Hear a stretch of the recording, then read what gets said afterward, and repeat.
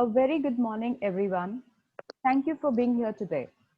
Myself, Sayogita Ranare, Data Privacy Champion at Capgemini, would be coordinating the event on behalf of FDPPI, Foundation of Data Privacy Professionals in India, who has a vision towards building efficient, ethical, empowered data protection ecosystem.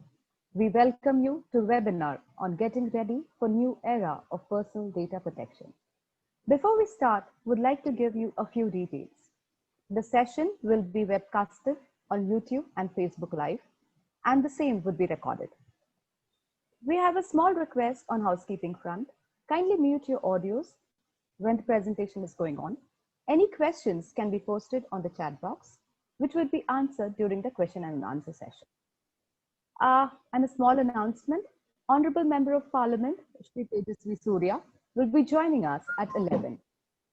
With this, would like to invite Wing Commander S.K. Prakash, Senior Corporate Counsel, Cisco, for the welcome address. Over to you, S.K. Prakash. Thank you, Sayogita. Good morning, everyone, and a very warm welcome to the webinar organized by Foundation of Data Protection Professionals in India on the eve of its second anniversary. First of all, a big thanks to all of you for taking time on a working day to join this webinar. The topic for today's webinar is getting ready for the new era of personal data protection with a focus on SMEs and MSMEs, particularly in the manufacturing sector. On behalf of FDPPI, I would like to first extend a very warm welcome to Honorable Member of Parliament Sri Tejasvi Surya, who would be joining us with his team around 11 a.m. I would also like to welcome Mr. M.K. Anand, Founder Partner and Strategic Business Advisor, Sea Change, the Karnataka Small Scale Industries Association, KASIA, and all its members, and Mr. Manish Kumar, General Secretary, BSpin, and Principal Auditor, Infosys. I would also like to extend a very warm welcome to all other participants of today's webinar, participating through this Zoom meeting and also through various webcasting platforms including YouTube, Facebook, and Twitter. Now a few words about FDPPI. FDPPI is a Section 8 company under the Companies Act.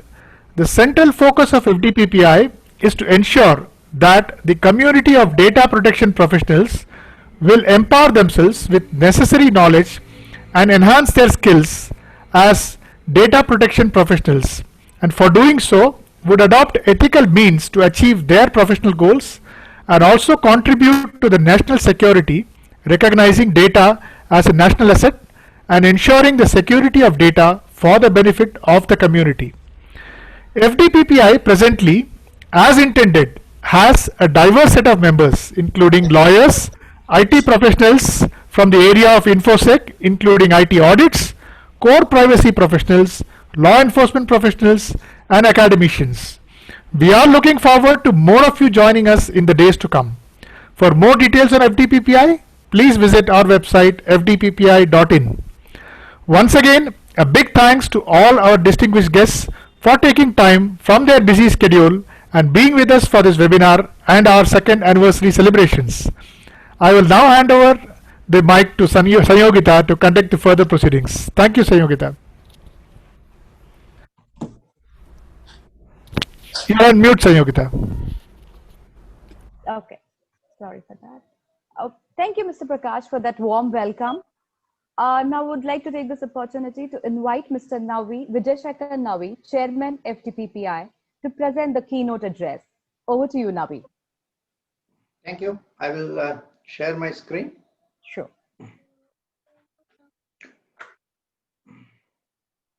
So good morning, friends. All of you who are on the Zoom platform as well as on the webcast platforms of YouTube, Facebook, and Twitter. This particular program, the theme we have chosen is to have the non-IT companies get ready for the new era of data protection, and that will include, of course, the small scale industries, MSMEs, some of them being in the manufacturing sector would not have so far given much of importance to the data protection area. Now, FDPPI, as Prakash was telling, has its own specific motto in India, and we are actually one of the prime organizations which is focusing on data protection. It's a dedicated organization for the cause of data protection and data governance. We are working towards building a compliant cyber society through skill development, organizational motivation of businesses, and of course, appropriate intervention in policy development and implementation as and when required. Presently, three major projects are under our radar. One is the Certified Data Protection Professional, which is a certification course to international standards. Second is development of a compliance framework called Personal Data Protection Standard of India. Third is the Data Disputes Mediation and Arbitration Center, which will be relevant after the Personal Data Protection Act comes into being, because it is mandatory for all the data fiduciaries in India to have a grievance redressal mechanism as part of their compliance requirements, which is something which is different from the similar laws outside India. So we want to be there at policy formulation, creating awareness, handholding the organizations for compliance, and if unfortunately disputes do arise between the data principals and the data processing companies, there has to be somebody to mediate and resolve the disputes. So we would like to have an end-to-end coverage of the requirements of this particular industry. Now, we have said that we are getting into what we can recognize as an era of data protection. Way back in the year 2000, India came up with the Information Technology Act. And actually, it started an era of, you can say, legal development of a cyber society. Now, in the last 20 years, Information Technology Act has been in place, and most of us are familiar with it. Now, that is the era of Information Technology Act. Now, from 2020 onwards, we hope that the Personal Data Protection Act era will unfold. It was way back in August 2017 that the Supreme Court of India said privacy is a fundamental right for citizens in India and it must be protected. As a fundamental right in the Constitution, it was the responsibility of the government to ensure privacy is protected. And this is the, you can say, the starting point for the new era, which we are calling as Personal Data Protection era. Now, subsequent to that, the Kerala High Court, in another case, extended this responsibility of data protection from the government, which was a constitutional obligation, to private companies, and it said that privacy protection of individuals is also the responsibility of the private sector. Therefore, we can no longer say privacy protection is a problem which the government has to handle, but it is also the responsibility of the private sector. Following this judgment, government was allowed to use Aadhaar for various purposes under a specific assurance from the government that government would soon pass a robust privacy protection law. Under this obligation, the government of India worked on a draft law, and the latest version, which we call as Personal Data Protection Bill 2019, was presented in the Parliament in December 2019, and it is before the Joint Parliamentary Committee now for finalization.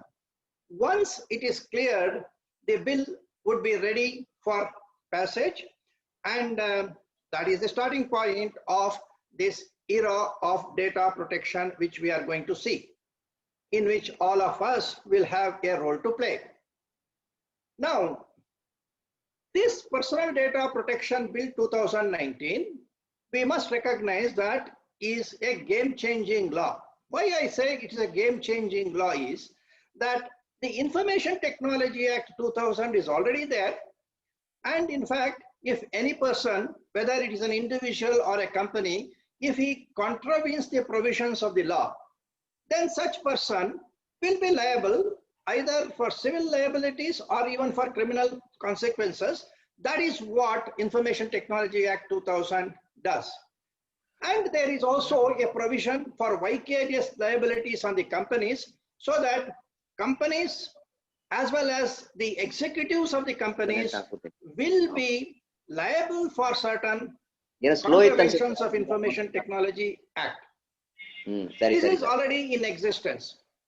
Now, within this Information Technology Act, there is a section called 43 capital A, which is applicable to body corporates, and it prescribes reasonable security practices to be followed by an organization if it is handling sensitive personal information. If not, the company will be liable for the civil consequences. Similarly, there is a section called section 72 capital A of ITA 2000, which prescribes certain contractual obligations under which an organization which has collected the personal data from people under a contract, if it violates any terms of the contract, it will be liable for criminal offenses. So, Information Technology Act already has provisions for protection of sensitive personal information and protection of non-sensitive personal information. Section 79 for intermediaries in Information Technology Act has drawn up a set of guidelines which actually followed at that time the European Union guidelines on privacy. So it is in tune with the global practices of privacy protection, which includes collection of the personal information, how it is to be processed, how it has to be kept accurate, and so on. So India is already under a privacy protection regime under Information Technology Act.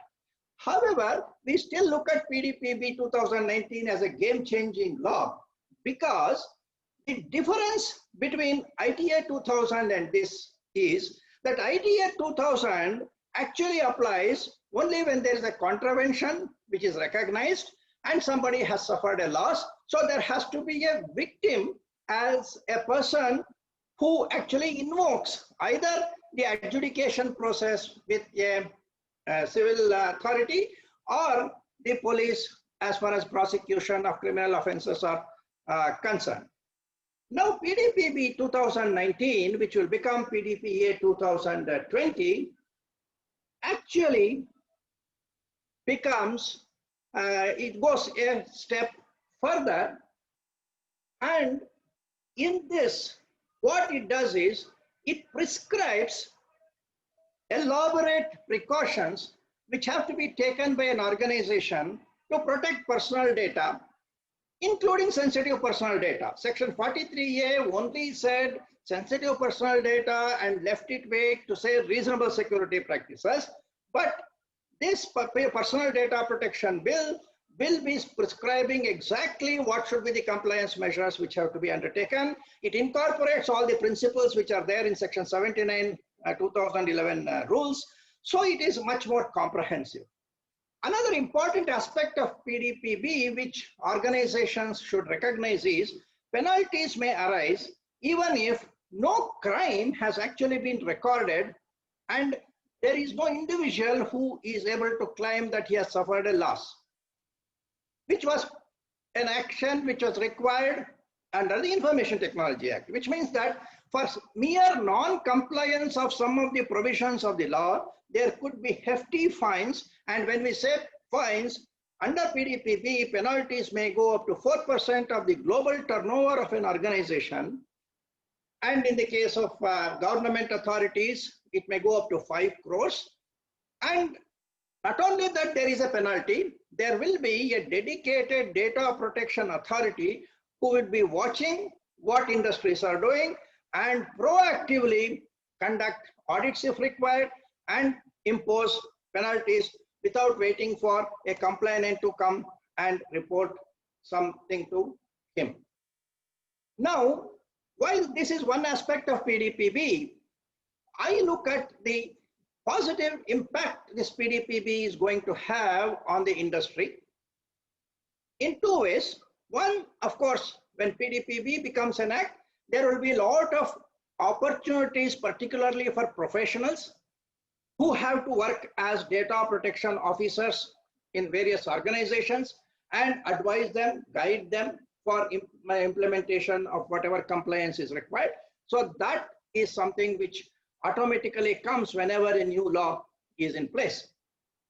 Additionally, very shortly, you will also start hearing of a new regulation called Non-Personal Data Regulation. And this Personal Data Protection Act will be a stepping stone on which the Non-Personal Data Regulation will be unveiled. In fact, PDPB 2019, the bill and forthcoming act will be the separator between the era of ITA 2000 and the forthcoming era of Non-Personal Data Governance Act. So we are talking of 3 different eras which any company handling data, which means that anybody who is using computers will be exposed to. One is ITA 2000, which is the past era, which will continue to apply. It is not the end of that era. It will be overlapping in the current era. Now this era of Personal Data Protection Act comes. While this is present, along with ITA 2000, you will have one more new legislation which will unlock the benefits of value in the data once personal data obligations, protection of that is taken care of. So we have the government which has looked at the whole canvas of the data universe and looked at the data universe as a combination of personal data and what is not personal data is non-personal data. There is a need for preventing cyber crimes and other things for which ITA 2000 is working.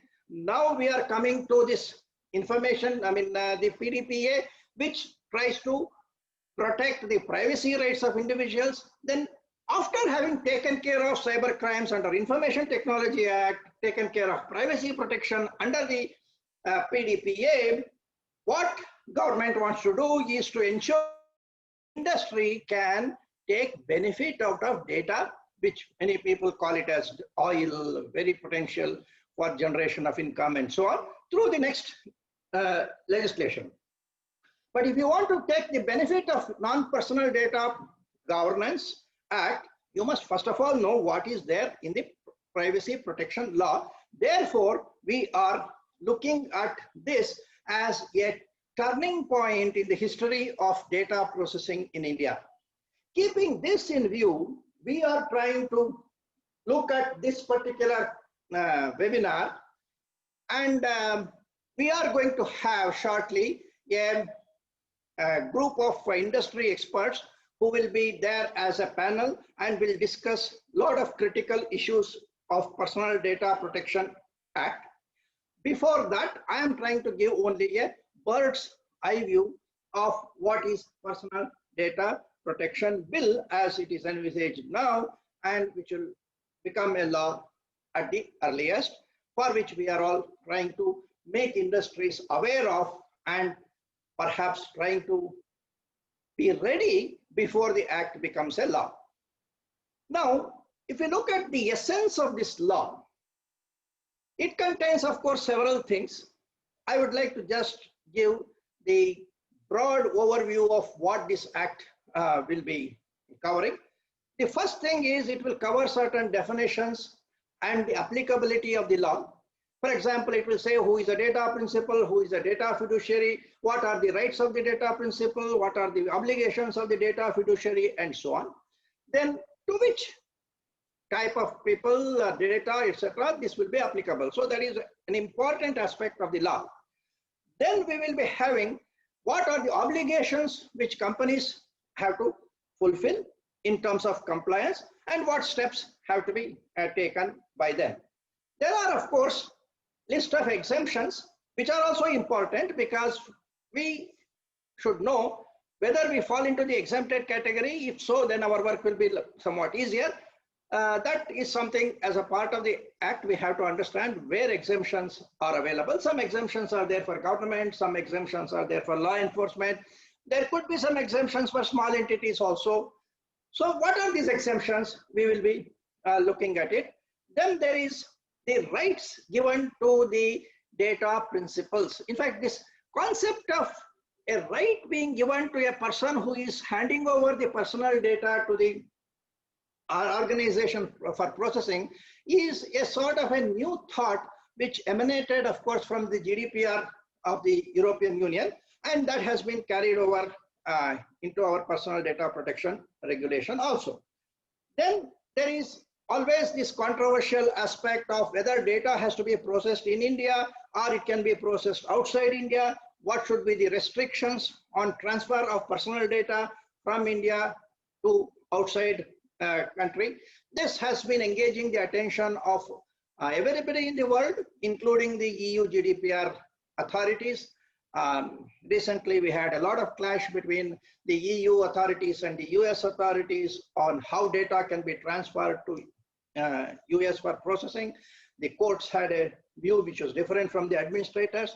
So the world is engaged on how to ensure that data moves from one country to another country. While on the one hand, we used to say internet has no borders, therefore e-commerce will enable a person sitting in some corner of the globe to do business with the entire world. Now, these data protection laws are coming back to create certain restrictions so that this concept of a global village in data to some extent is being curtailed. They're coming back to data space of India, data space of EU, data space of US, maybe data space of China, and so on. Each country wants to have its own sovereign rights exercised on data generated from their respective countries. In fact, that is the concept which drives us to this Non-Personal Data Governance Act also. So Personal Data Protection Act speaks about what restrictions are there on transfers. There is going to be a very important regulatory authority here. He is not the adjudicator whom we have seen in Information Technology Act. He is a data protection authority with a whole paraphernalia of officers, maybe in multiple parts of the country and so on. And it is the existence of this data protection regulatory authority that makes this law much more critical than the current laws, where the adjudicators and the courts were not that keen in taking proactive action in terms of either prevention of cyber crimes or any other matter related to data. Then, of course, the law also talks about various penalties. Basically, there are administrative fines, and there is only one stray instance of criminal consequence. So that is being covered by the Personal Data Protection Bill. Now, this is the whole gamut. Now, in terms of the applicability, we must understand that this law is applicable for government, commercial organizations, as well as non-commercial organizations who can be trusts, who can be educational institutions, etc. There is no distinction. There may be some exemptions here and there, but all types of organizations will be covered by this law. But it will apply to personal data. It will not apply to anonymized data, that is the data which cannot be related to an individual. It does not apply to non-personal data, which is again not data related to an individual. It can be a corporate data, it can be an environment data, and so on. So as long as personal data is collected, disclosed, shared or processed in India, then that comes within the provisions of this particular law. Now, if there is a company or a body incorporated in India or any other citizens of India, if they are processing personal data of anybody, not only those of Indian citizens but others, they still have to abide by the regulations under this act. So it opens up the possibility that an organization which is a global organization having offices elsewhere in the world may be also answerable to the Indian Data Protection Authority. However, those entities who actually process foreigners' data, not Indian citizens' data, for which they don't have any Indian obligation of privacy protection under Constitution, Article 21, etc. But that organization in India, which processes foreigners' data from out of contracts which they enter into, that will be given some kind of an exemption provided they approach the Data Protection Authority. Then entities who are not present in India but looking at India for processing personal data connected with some business they want to carry on here, or they are profiling the Indian citizens' behavior, etc. Whether they are present in India or not, they will also be covered by this act. Now, coming to small entities, it is important for us to recognize that the act makes a distinction between manual processing and automated processing. Those who are small entities and who restrict their activity for manual processing, they will get exempted. But those who do automated processing are still under the regulation.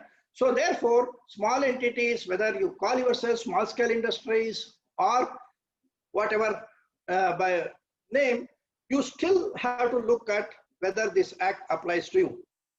This definition of small entities may be based on turnover. It may be based on the purpose for collection, whether any critical information is collected. For example, if you are a pharmacy or something like that, doing scanning and other things, you are actually dealing with sensitive critical data. Even if you are a small entity that way, maybe you may be coming under a tiny sector also because your investments are low, you may still come under the personal data protection regulation. Similarly, organizations which handle financial transactions, even if they are small, because they are handling critical information, sometimes you are using Aadhaar, so you are collecting the biometrics. So irrespective of your smallness, you may still have to be covered under this Personal Data Protection Act. This is what most of the small entities need to remember. Now, volume of personal data processed is also a criteria which is used. Therefore, manufacturing industries who may be having lots of employees may come under this legislation, even though they do not handle the personal data of the members of public, like say IT kind of an organization. Now, small entities, if you come under the exemption, then you will have a lot of exemptions, like you don't have to give notice for collection of personal data, you don't have to worry about keeping personal data updated, there is no restriction on retention of personal data. Then if a data subject asks you some information, you don't have to be worried about providing it as required under penalty conditions. For others, the so-called rights of portability, right to be forgotten, which will be explained by my colleagues later on in the panel discussion. There are certain things called privacy by design policy. All these things are not applicable to the small entities, provided they are not processing personal data by automated means. Unfortunately, in India, most of the country today uses GST, which means that the moment you start using GST, you are already in a computerized environment. And if in that computerized environment you have personal data of your employees, personal data of your dealer network or your marketing data where you have done a market survey and collected information from the public, they all come under the Personal Data Protection Act. Therefore, no organization should be complacent that I am too small, I don't have to worry about this law. You may be small in certain criteria, but you will still be liable for the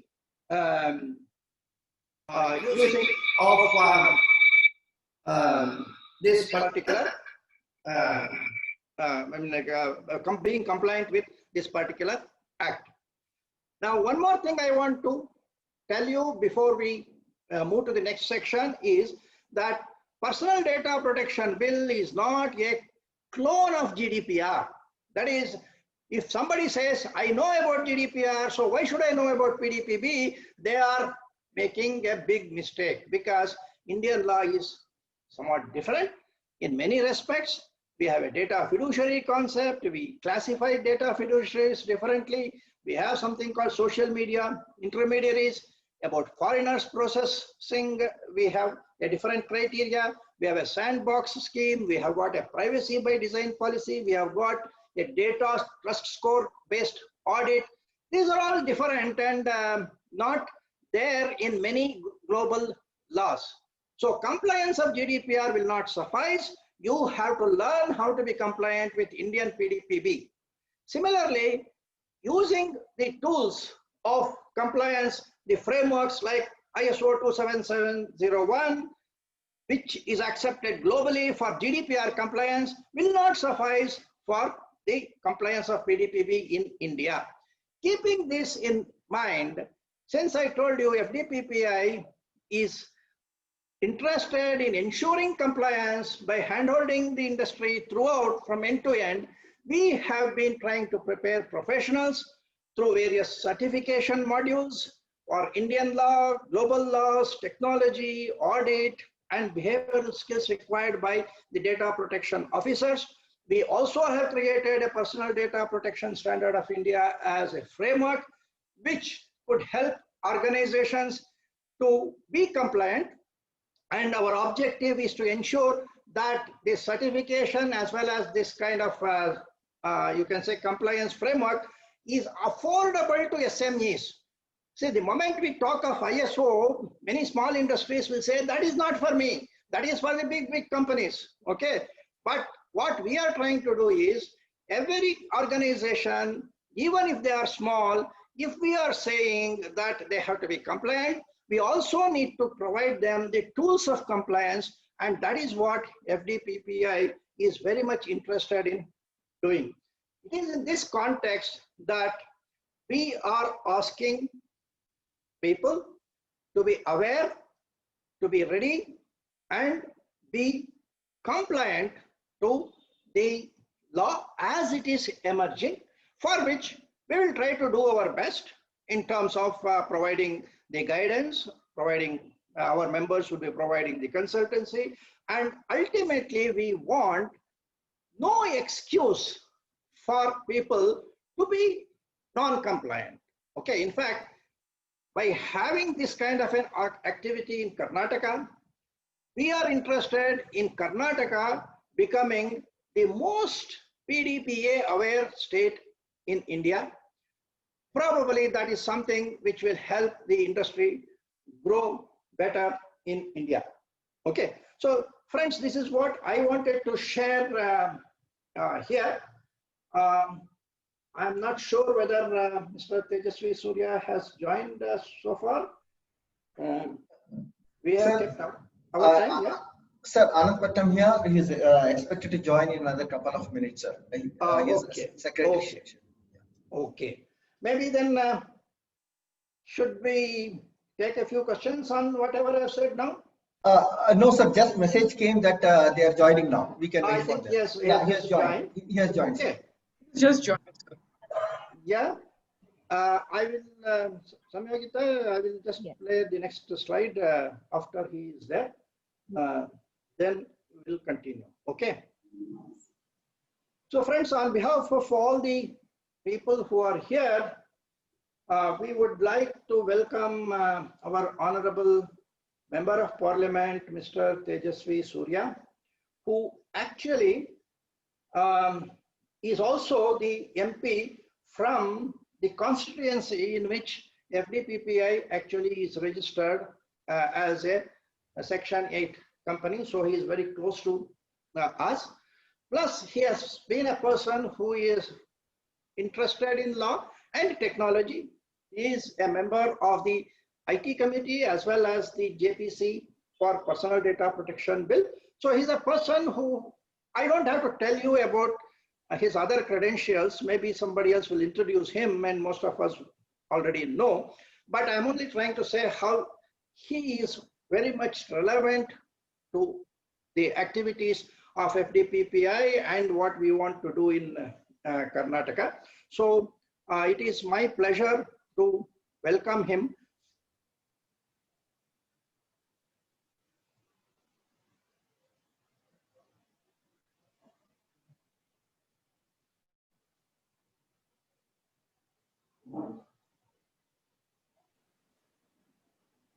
Thank you, sir. Namaste. Thank you for the welcome. Thank you, sir. Since we could not have a formal lamp lighting, we thought this is the better way of getting the lamp lit when you are here. Okay. So thank you so much. I have made you the co-host, so you can actually, if you want to speak, you can straight away speak, or Arvind can actually, if you want to share your screen or something like that, you can do that. Otherwise, so if it's in the order of the program, if I'm supposed to speak now, I will speak now, sir. Yes, sir. Yes, Navi, sir. Navi, sir, Yeah. just a minute. We would like Vasantika, Vice President and Global Compliance Leader, Concentrix Corporation, to introduce our chief guest, Honorable Member of Parliament, Shri Tejasvi Surya. Over to you, Vasantika. Thank you so much, Sayogita and Navi, sir. Good morning, friends. Welcome to our special webinar on the occasion of the second anniversary of the FDPPI. And it is my pleasure to welcome our guest of honor, who has very kindly agreed to grace this event, the Honorable Member of Parliament, Shri Tejasvi Surya. Thank you so much, Surya ji, for taking out some time from your busy schedule and joining us today. We really appreciate that. Shri Surya is the Member of the Parliament from the Bangalore South constituency, having been elected to the 17th Lok Sabha at the age of 28. He has the distinction of being the youngest MP to represent the BJP in the parliament. He also, coincidentally, as already mentioned by Navi sir, Bangalore South is the constituency where FDPPI's head office and registered office is also located. A lawyer by training and profession, Suryaji has a deep interest in history, philosophy, science, and civilizational studies. His lectures and articles on these issues are very widely followed and very popular. Since being elected to office, Suryaji has consistently taken up issues pertaining to urban mobility in Bangalore, and is also working on getting speedy clearances for big ticket public transport solutions for Bangalore. He is a member of the Parliamentary Standing Committee on Information Technology, the Office of Profit, and in addition to being a member of the Joint Parliamentary Committee, which is responsible for finalizing the draft of the Personal Data Protection Law for the country. Please join me in welcoming Suryaji to our anniversary webinar. Thank you so much. Over to you, Suryaji. Thank you so much for those kind words of introduction. Mr. Na Vijay Shankar is truly an authority in the field of cyber security, data protection, and in many ways, he has been a pioneer, because even before many others understood and grasped and comprehended the importance of expertise in this field, and developing and grooming a young talent in this field, certifying and creating experts, and rather contributing to creation of a larger ecosystem in this field. I must say that Navi ji has truly taken the very first steps in that direction, and has created to a great extent, a very capable, a very vibrant and dynamic ecosystem insofar as cybersecurity, electronic evidence, and now, as we speak, about data protection and such other subjects are concerned. And it happens to be a matter of great pride to me that he is a member of, a resident of my constituency, and that the office of the FDPPI happens to be just a few blocks away from my residence in Bangalore. And my joy and pride know new bounds when Navi ji was here in Delhi a few weeks ago to depose before the Joint Parliamentary Committee on Data Protection Bill. And I must say that all members across the party lines were extremely impressed by the thoroughness, the clarity, and the precise presentation that Na Vijay Shankar ji made before the JPC. I must also thank him for enlightening all of us and ensuring that a lot of important issues on which the committee was deliberating upon could benefit from his clearly elucidated views. So I wouldn't want to take much of your time, because as I am aware, today is a very going to be a very important webinar where all of us are going to be learning the nuances of the data protection bill and the kind of impact it is going to have in the days to come. Very briefly, I would want to say that for a very long time in this country, a need was acutely felt by not only people in the government, but also individual citizens across the country for a need for a robust data protection statutory framework. And this whole process got catalyzed after the Puttaswamy judgment of the Honorable Supreme Court, where the Supreme Court has categorically held that right to privacy is an integral part of right to life under Article 21 of the Constitution, and therefore not only the private organizations but also government organizations are bound, duty bound constitutionally to protect the data privacy of every individual. Today, like all of us are aware, we are entering a sphere of life where new emerging technologies like artificial intelligence, machine learning, big data analytics, and all of these emerging technologies, quantum computing, all of these things are going to be impacting the way we conduct our lives, go about our transactions, go about our communication in a way that we have not even envisaged before. So one of the critical components, critical challenges in this new emerging world order is going to be protecting our data. So there are, and protection of data is going to be of critical importance, not only in terms of its commercial value, but also in terms of its sovereign value for a government. In that sense, maintaining data sovereignty, ensuring that in whichever part of the world, any data that is processed of any individuals of Indian origin, the Indian government, the Indian state can protect the integrity of such data is also assumes paramount importance. In the same manner, the government is also now envisioning and contemplating coming out with a very clear statutory framework insofar as non-personal data is also concerned. So with these two legislations in place, India will have a clear statutory framework under which data governance will henceforth be governed. And in the coming days, the importance of data in everyday public administration, in commerce and industry and trade is only going to increase. Let me just give you an example for a case in point. As a case in point, the pandemic has made all of us understand and appreciate the value of data for public goods and public policy making. Most of the state and the central government felt the acute lack of accurate data in terms of, the migrant workers in the country. And this has been a legacy problem. So if the governments had proper data on where are our migrant workers, which part of the country do they come from, what are their skill sets, which states have sent most migrant workers, and where are they currently living in, what are their which industry are they currently employed in. If these data sets were accurately available with the policymakers, a lot of good would have come out, and a lot of haphazardness, a lot of confusion, which unfortunately took place because of the pandemic, could have been avoided.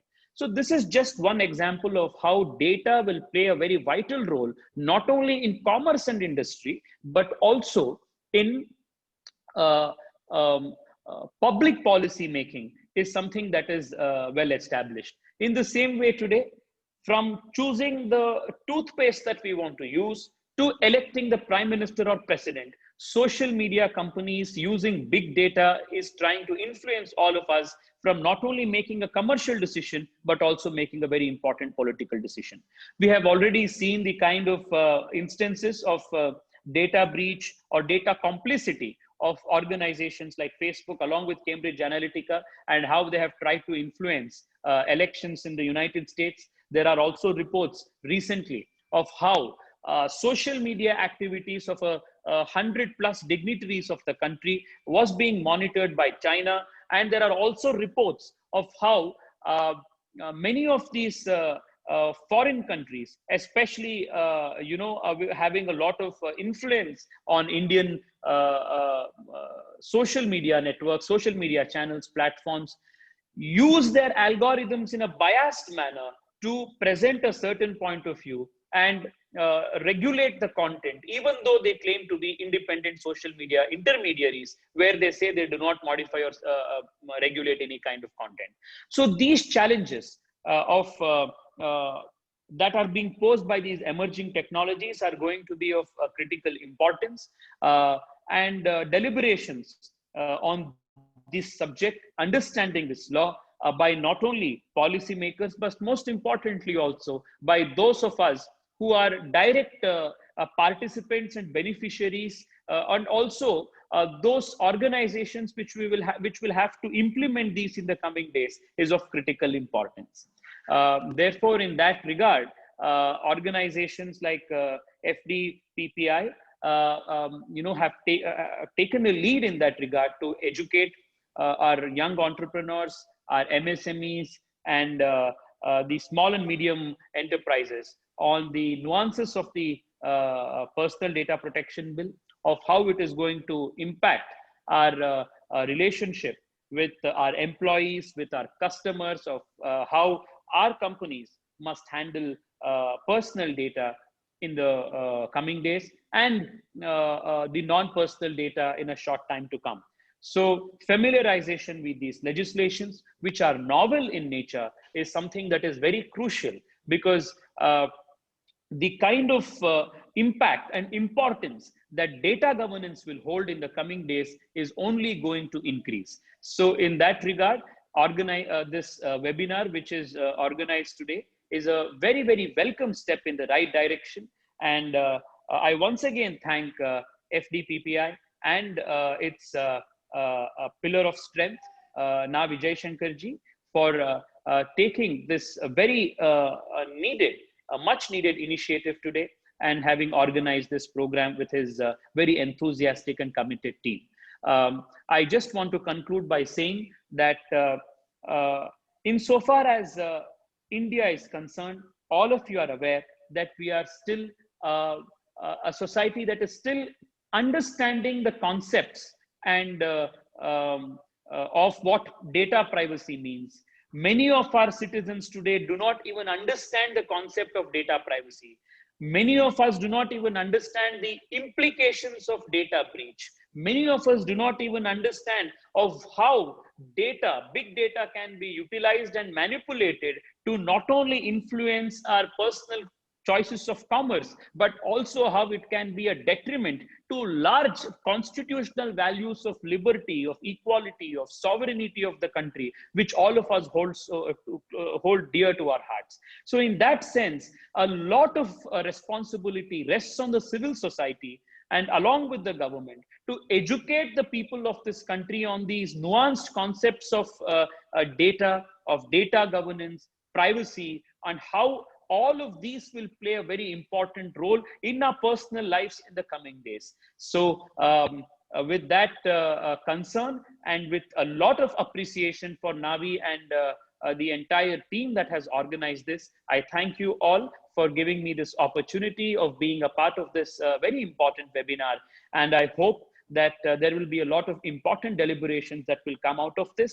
And I request your team to kindly send me these important deliberations and points that came out of the discussion that can be taken again back to the Joint Parliamentary Committee deliberations, which will help in furthering the cause of making a very robust and a dynamic data protection law for India. Thank you so much. Namaskara.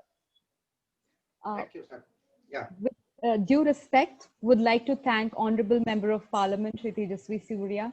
You're really a source of inspiration and we value your opinion. We felt great pleasure to have you amongst us, as today we are getting ready for the new era of personal data protection in India. Would like to request you to be part of the session as per your convenience and schedule. Thank you, sir. Thank you so much. Thank you. Over to Navi, sir. Yeah, I think you can proceed with the introduction of the panel. Thank you. Thank you. We would like to now start the panel discussion anchored by Navi. Before that, we would request Mr. Anand Patnam, Head Program Committee, FDPPI, to introduce our eminent panelists, Mr. Satish Gatula, CISO Rediff.com, Mr. Rajesh Vishwanathan, Head Privacy Department, Infosys, Vijendra Shenoy, IT Consultant, Satish Kumar Divibhashi, CISO Wimbo. Over to you, Anand, for the introduction. Thank you, Sayogita. Am I audible? Yes, you're audible. Yeah, thank you. Thank you. Good morning, all. It's my honor and privilege to introduce our eminent panelist today with us. And I will start with Rajesh Kumar. Rajesh Kumar is Group Manager, Data Privacy Office at Infosys. He's a lawyer with information security background. Rajesh has 19 years of experience in legal and data privacy area. His responsibilities at Infosys are regulatory aspects of data privacy laws and implementing the same across location. Rajesh is associated with FDPPA since last 2 years, since its inception. And I thank Rajesh for being with us. And Rajesh, welcome to the panel discussion. Now I move to Venkata Satish Guttula. Let me have the privilege of introducing him. Venkata Satish is Head of Security in Rediff.com. He has 20 years experience in information technology and associated with Rediff since last 15 years. He plays a crucial role in implementing information security, privacy, and risk analysis at Rediff.com. Thanks, Venkatesha Satishji, for being with us, and welcome to the panel discussion. I now have the privilege of introducing Satish Kumar Divibhashi.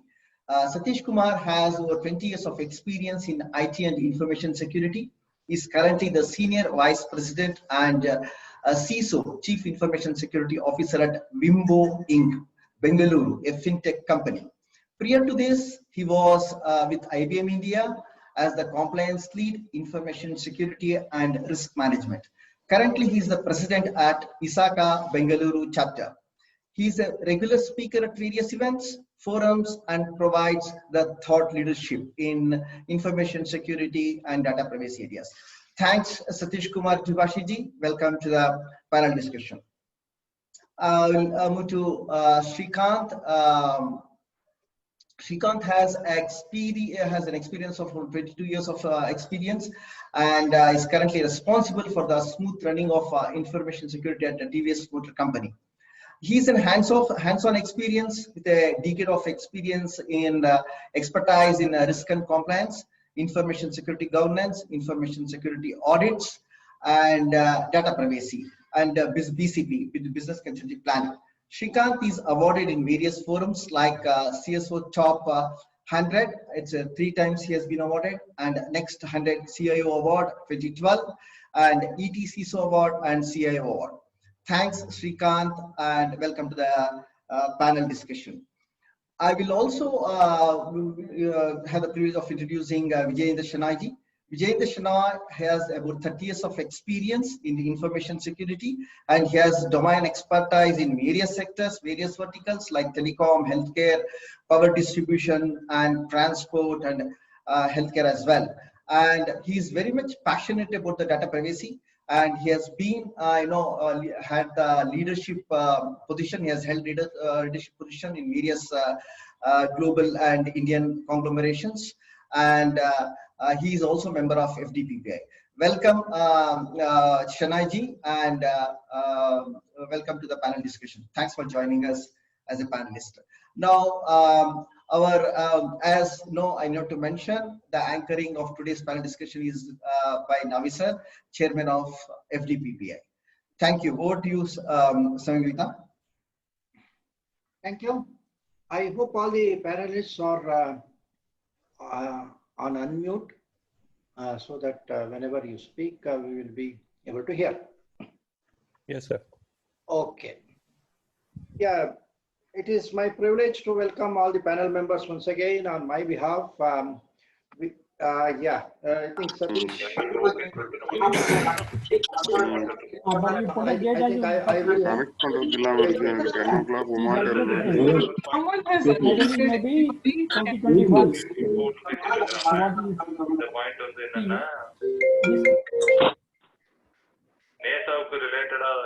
Yeah, Satish, you can unmute now.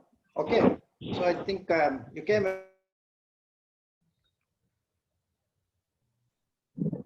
Sir, you are also on mute. Yeah. Yeah. Now, Venkat, are you able to unmute yourself? Yes, sir. Yes. Okay. Shanai? Yeah. Yeah, I'm here. Fine. Okay. Thank you. So, in the morning, I was just giving a bird's eye view of the Act.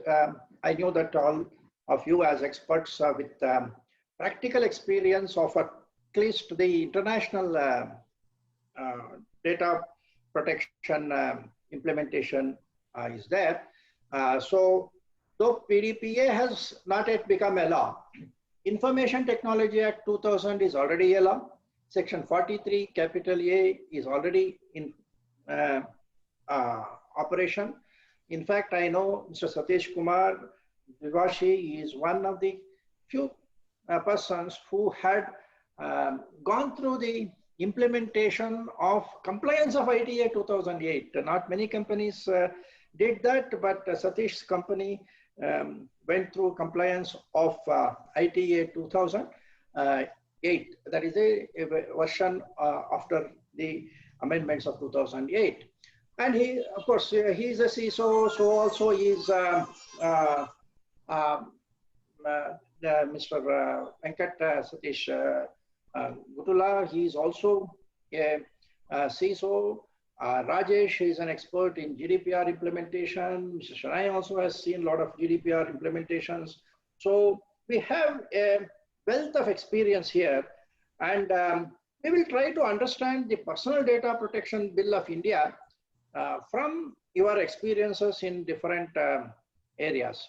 Okay, so for the benefit of the audience, many of whom might not have studied personal data protection legislation in depth, nor perhaps had the opportunity to study GDPR, I would like to start with a few principles of a personal data protection bill so that they will be able to get into more in-depth discussions. Okay, so in this, my first question which comes to my mind, which needs to be addressed, is this personal data protection which we are talking of.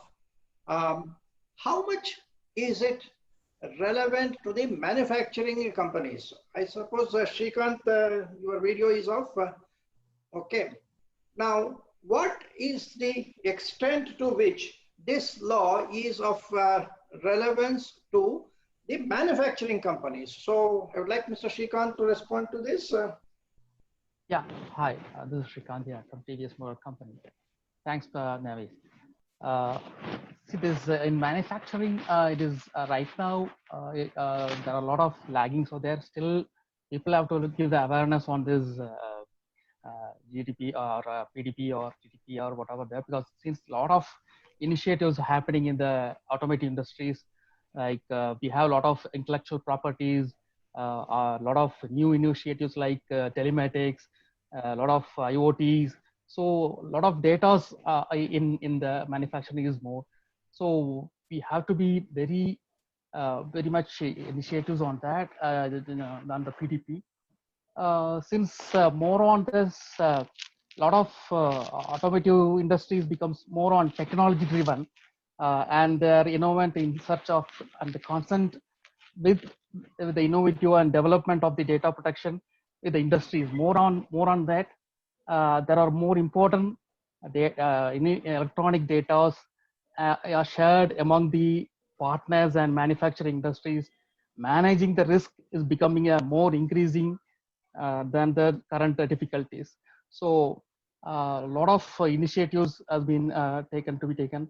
And if you take off organizations, a lot of privacy policy, we have also a certified ISO 27000. But as you said, it is not only ISO 27 will not be sufficient for this, but we have to go for a lot of on related to data consent and concern about the management, because since a lot of we are having a lot of dealers outside the countries also, data are transferring here and then, so a lot of challenges are there in that. So still manufacturing has to be go in more pressures on that, because if you see there's a lot of initiatives like local copies, personal data are there, stored outside the countries also, outside the boundaries of the Indians. So how positive or negative things, consequences are there. So but there are bottlenecks are there in this, but still we have to go with the data privacy in that case. So lack of awareness has to be given in the manufacturing area. Thank you, Shrikant. Yeah. Of course, today's automobiles are almost becoming IoTs, if I remember correct, because they put a lot of intelligence into their vehicles, including the electronic, electrical scooters at the lowest end. I'm not talking of Benz or something like that.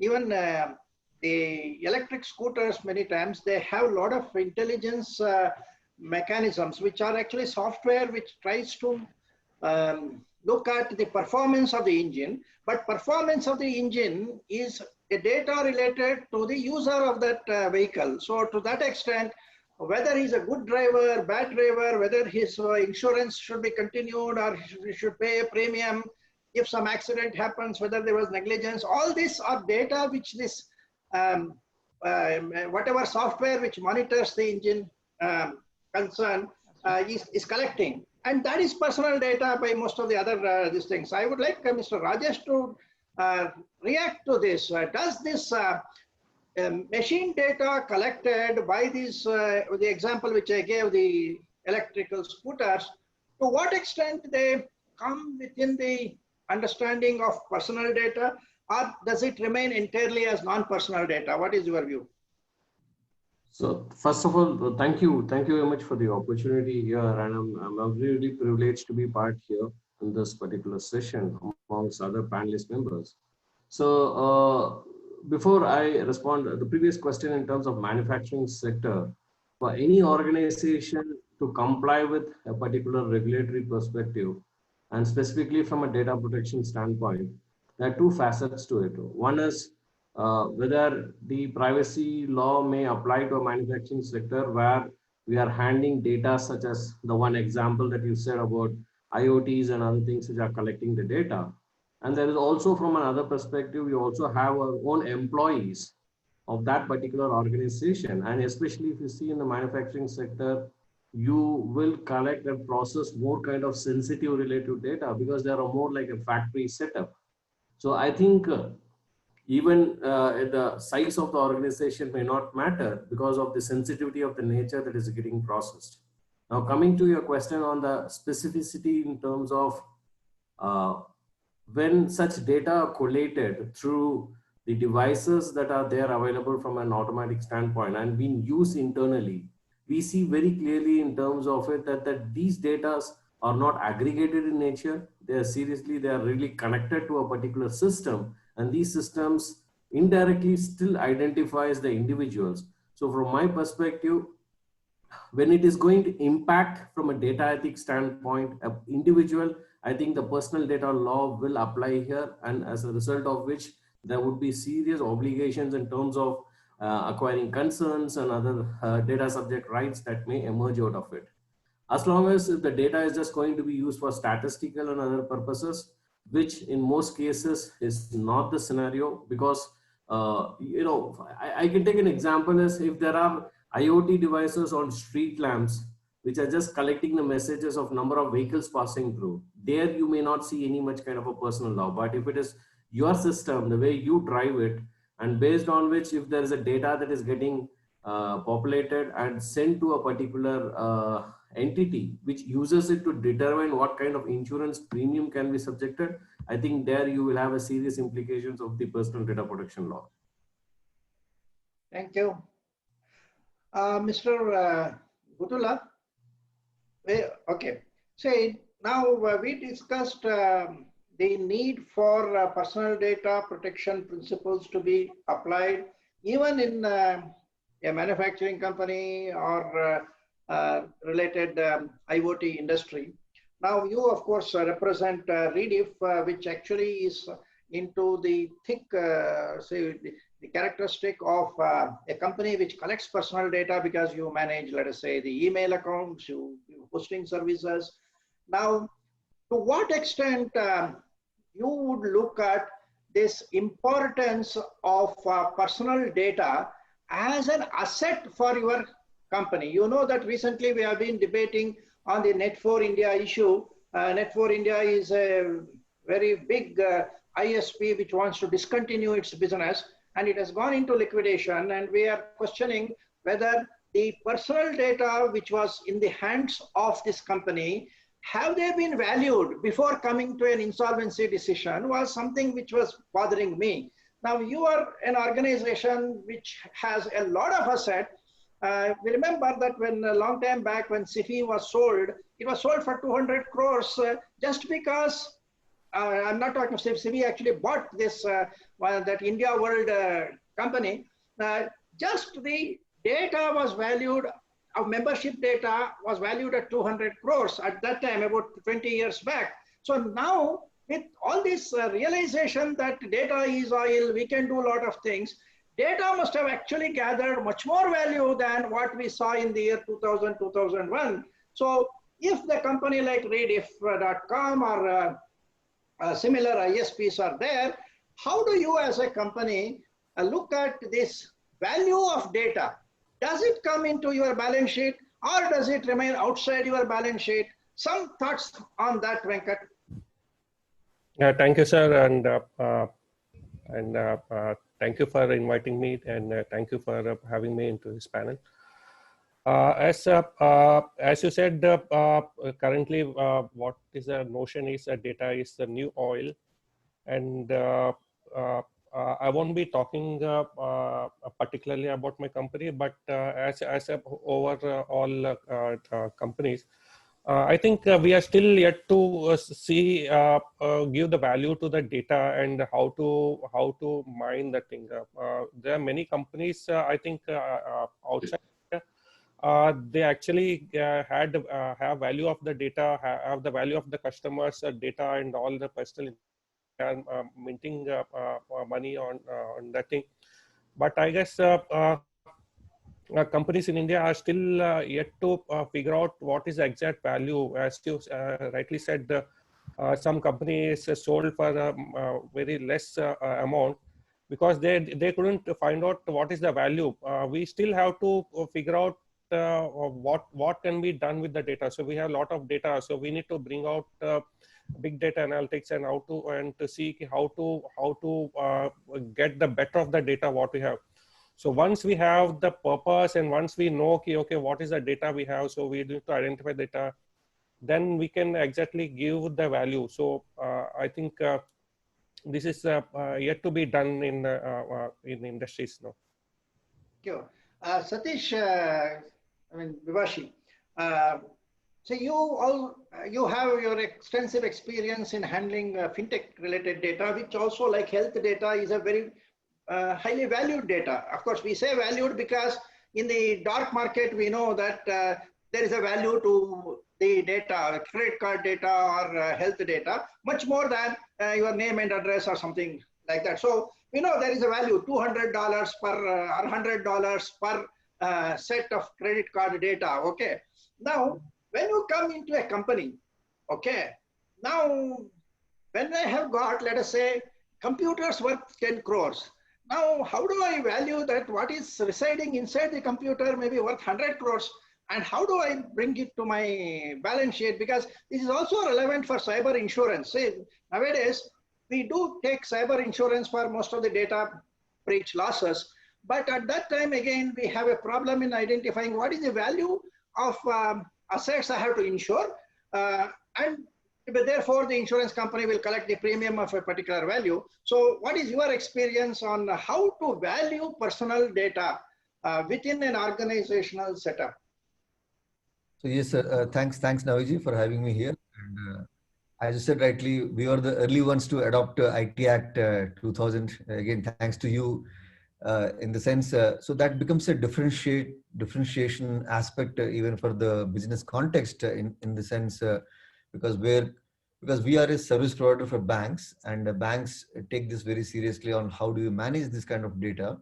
So 2 points to answer. One is, of course, let me take some examples on the data usage in the fintech space. It's really go back to the traditional authentication, what we used to do in the sense, predominantly we are authentication player. It was earlier passive authentication, like you initiated e-commerce transaction and you get an OTP and that's done.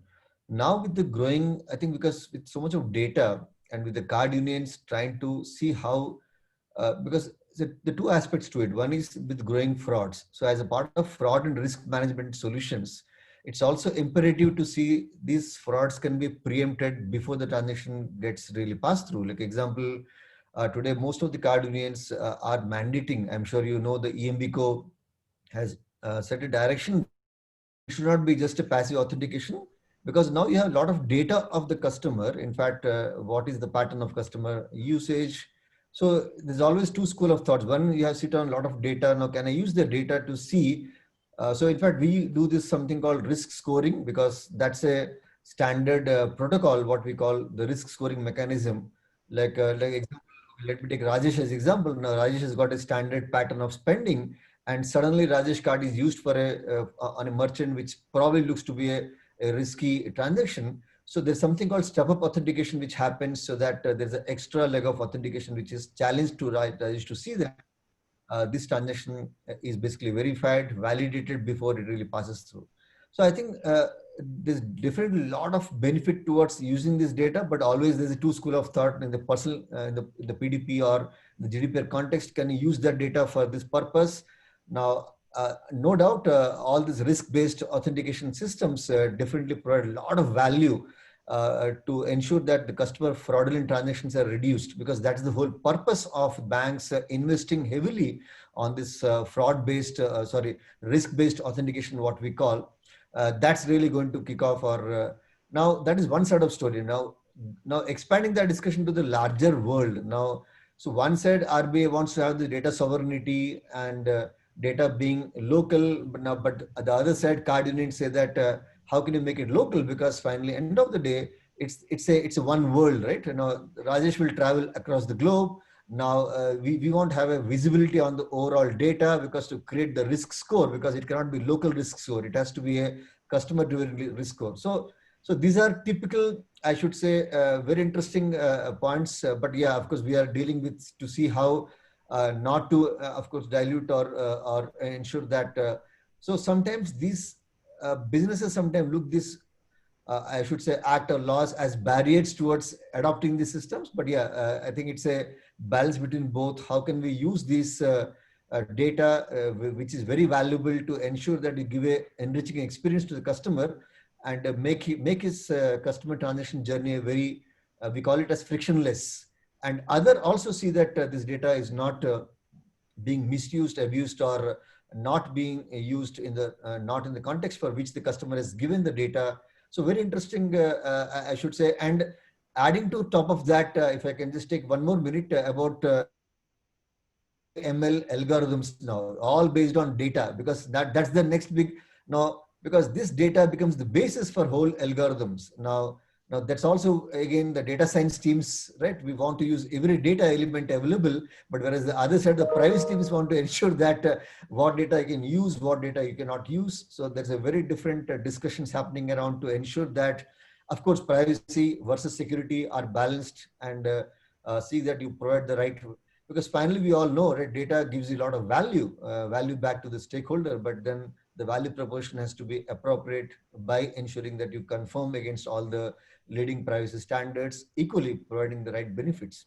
Now coming back to cyber insurance, sir, as you said rightly, it's the cyber insurance premium is based on the data what you are holding, and today cyber insurance companies are also doing due diligence about the past breaches.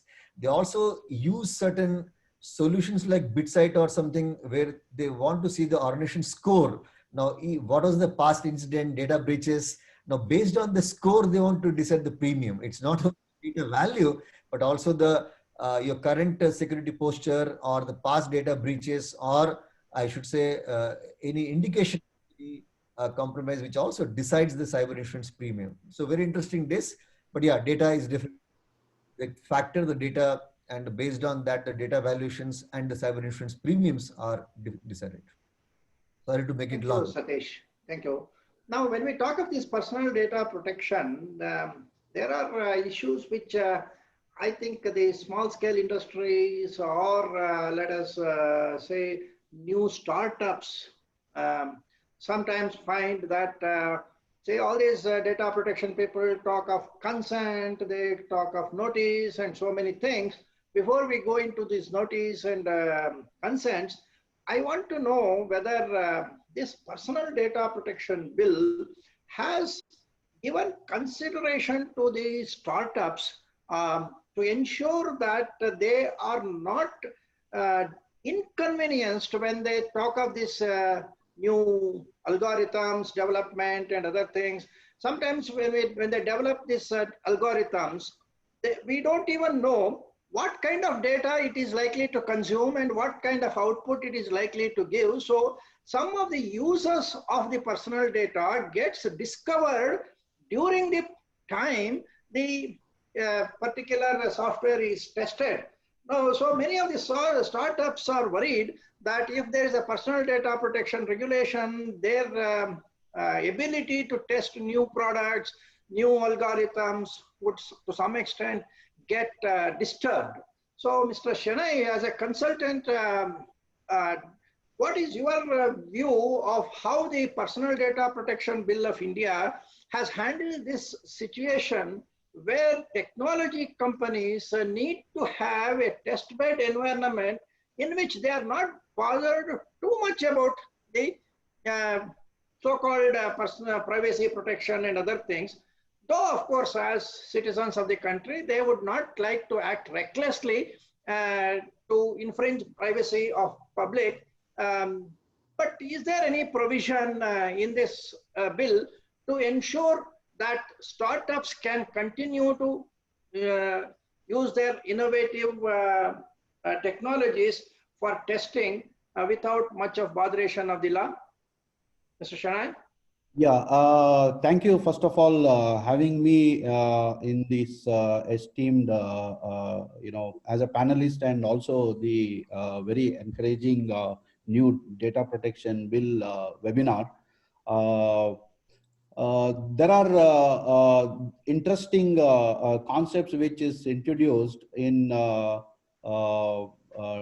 PDPB, which is called sandboxing technique.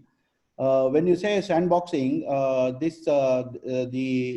by definition, sandbox is nothing but a isolated, safe test bed, which is generally used to test the real life scenarios before a product or solution gets commercialized into the market. Now, having said that, the law allows or permits encouragement of innovation in AI and ML and also in other emerging technologies in the public interest.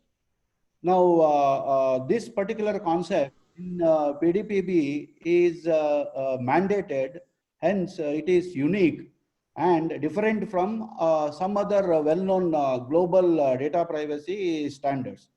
With this, there is an ample opportunity for startups or SMEs, even for MSMEs and enterprises and so on to the public sectors to participate something called innovation and come out with the innovative productive products and the solution or services into the market. So this is an example of a collaborative model of regulators or a data protection authority of India and these some of the innovative startups. So it's a collaborative model which is looking at to solve the common goals. As you witnessed, some of the sectors have already experienced the something called the PPP model, which there are private and public partnership which we have evolved in the various sectors, and there is a very good examples and experience which is we have witnessed. So similarly here, these regulators, so-called DPAI, will work with these startups or SMEs to come out with lot of innovative products and solutions to while keeping the data principles protection in mind. Now, interestingly, this law also has a provision to utilize the sandbox for a period of 12 months, and it can be extended for 2 times, which is not exceeding 36 months of a period. Now, for any technology company, a decent period of 36 months is good enough or adequate to come out with such innovative solutions in the field of data privacy protection. So I would say this is really an example of a collaborative model. And from my personal view, I will also say a step ahead and say that this is also an example of a Atmanirbhar Bharat. Thank you. Thank you. So I would like to go back to Rajesh. See, we talk of this personal data protection from the point of view of rights given to the data principles, as we call in India. Now, from your experience of GDPR and other laws and this proposed PDPB, how do you look at the rights given to data principles? And why is that we are calling these people as data principles and not data subjects as it is referred to in other laws? And what are the rights which a data principle is entitled to when this law comes into being? So thank you. So it's a very interesting. I mean, if you see from the other European countries or any other legislations that has followed and adopted the GDPR as part of its national data protection law, we also see the word usage of data controller, whereas in Indian law we call the data controller as data fiduciary, are a kind of certain rights and obligations that have been very clearly emphasized on the entity which is actually collecting and processing the data. So there is a much more regulatory oversight in terms of having more responsibilities on those entities, and these terms definitely bring in a significant a position where these parties are based. Same way, I think, from a data principle terminology instead of a data subject. So as the data being the owner, as the owner of the data, I think it's been given a primal importance in terms of how a data principles information should be valued by an organization, and collected. At the same time, the rights that are associated with these particular, if we look at specifically from section 17 onwards, you have specific rights that comes and applies to these data principles, which they can exercise in the course of the data being processed. So I think it's a different ball game altogether when the particular bill was drafted, and I think Justice S.N. Krishna, while he placed that the first initial draft, he had clearly thought about this, or the importance that should be privilegedly given to these particular terminologies, because our way of association and our culture is much more, and it also comes in attached with the terminology that we typically use on a day-to-day perspective. So that's my personal view. And now coming into the rights, I don't see any kind of a major difference in the rights, because GDPR also talks about right to access, right for transparency, right to notice, restriction of processing, right to be forgotten. So we have right to data portability, which is also one of the significant rights that have been coming in, where a lot of technological innovations are happening around. In India, we also have the same aspects, but I could see there is the way in which the draft bill has been drafted by the Justice S.N. Krishna, and later by the honorable members who have been working on the amended bill in 2019, is that they are looking at a very different conceptual base of applicability of each rights. Under GDPR, it's a very, they are not absolute rights, they have their own caveats, and caveats comes as part of certain guidelines. But if you see here, specifically, I would like to talk about a difference between the right to correction and erasure and forgotten. The way how these two provisions have been looked upon, because normally when you say right to erasure in the GDPR context, it is nothing but your right to be forgotten under Article 17 of the GDPR. So what happens is you feel the both are one and the same. But if you see here and you literally go and practically see how it needs to be operationalized by the organizations, the right to erasure applies in a case where only to those kind of personal data being collected and processed by an entity where there are corrections that needs to be done, and post that corrections, or in terms if there's a dispute in terms of the data, what is the right available to the data principal to exercise in order to erase it, because there is a potential impact on the individual. Whereas if you see a lot of requests comes where people ask for erasure rights. For example, a candidate applies for a job. The time he gets rejected, he immediately or she immediately exercises the right of erasure. So it is misused because the words are loosely interpreted in the GDPR. But under the PDP bill, the right to be forgotten is moved for those essential concepts. And that too, yeah, there is a little bit of an administrative burden where you need to have the data protection authorities approval or an order in order to exercise some aspects from a right to be forgotten. So I think there is a kind of a deep analysis made, and applicable rights in relation to certain concepts are being clearly demarcated. But the best part is that, but the worst part is the concepts of how do we operationalize it, the administrative aspects of going through a right to be forgotten, and for a data subject to exercise that right always needs to knock the doors of the DPA. So by the time the DPA becomes more and more capable and matured enough to handle this, I think it's going to be a pretty long time where we are going to look at the gestation stage for implementation of that. So there is, I would say, both pros and cons. But yeah, I think that's the specialty from our PDP bill draft 2019. Thank you. Mr. Venkat. Okay, so we are talking of various kinds of rights, including right for correction, right to access, and so on, and also a right to get a proper notice of how a data will be processed or something like that. Now, as an organization which handles a lot of such data, and also across the country where there are language barriers, now how do we actually give a notice and then collect the consent, ensuring that it is an informed consent, okay, to a person in a village who does not understand English, where privacy policy is drawn in beautiful English, has got no relevance to the user of a particular service. How do we as organizations try to handle these language barriers, which are very peculiar to the Indian context? Yes, sir. Thank you.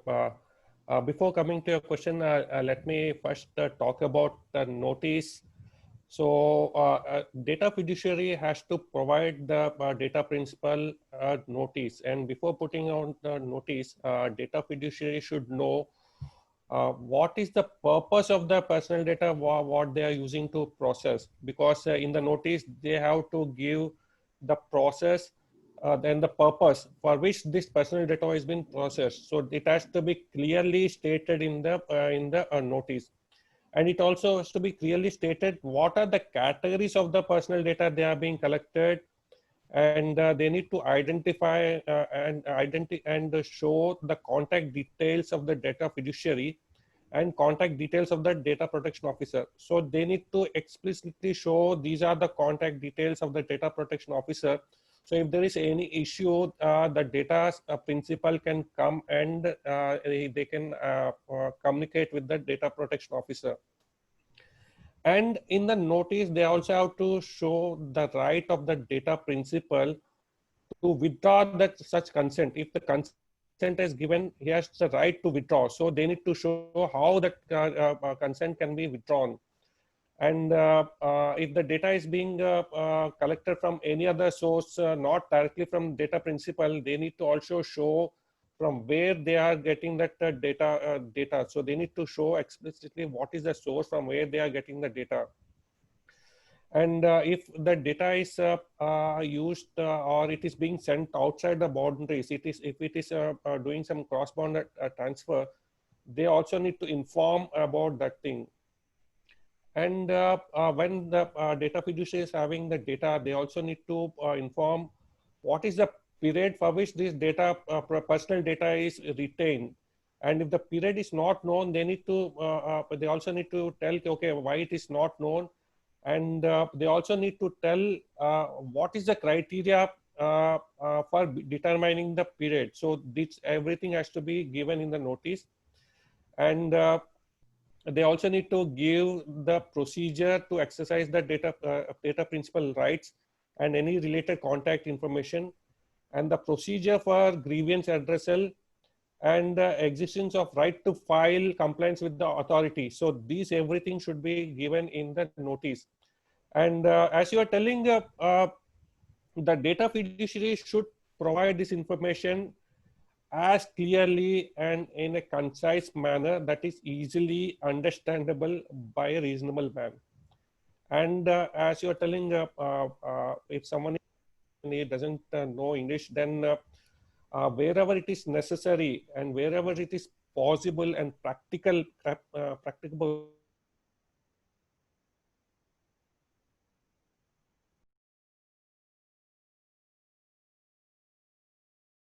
lot of data principals coming from say particular state, then they need to have that notice in that particular language. So these are the things what is going the notice. And I said, and as you rightly asked, if someone is not able to understand that, the PDPB states exactly that the notice has to be given in very easily understandable language and in multiple languages as possible, sir. Okay, thank you. Mr. Srikanth, we have many companies, big and small, handling exports, okay. So when we handle exports, sometimes say we appoint dealers in India, we ask them to do a market research in their country, come back with information on who is going to buy my product and so on. If we have got a consumer product, we are actually dealing with the data of individuals in a different country. We don't know whether there is a Personal Data Protection Act in that country, and whether there is a Personal Data Protection Act of India, whether it applies to the residents of an African country or a European country. So as an organization which is into exports, I suppose TVS has a lot of exports, maybe somebody else will be handling it, but you as a CISO will come across this question, whether there is a data protection issue there. Second, when you put the data on a cloud, now I want you to let me know, how do you handle this cloud operator? Is he a data controller or a data processor? Because we have many small scale industries who also use cloud, and on the other end is Amazon or Azure or something like that, big companies.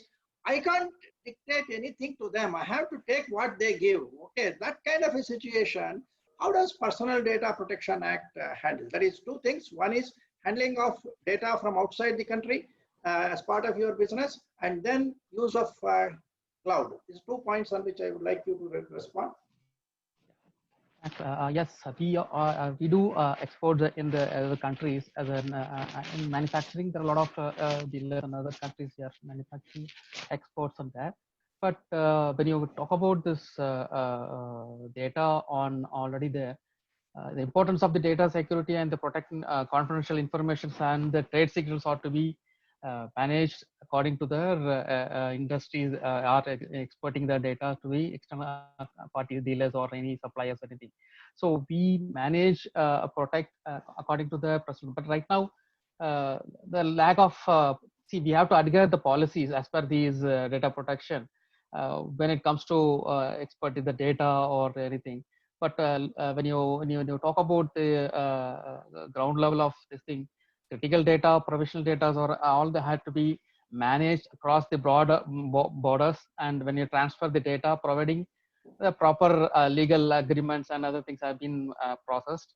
But still, when you talk about experts in exporting the materials on anything, we need to have a proper localizations and data privacy on each of the parts, and personal data on each wherever you're located is maintained in an apartment.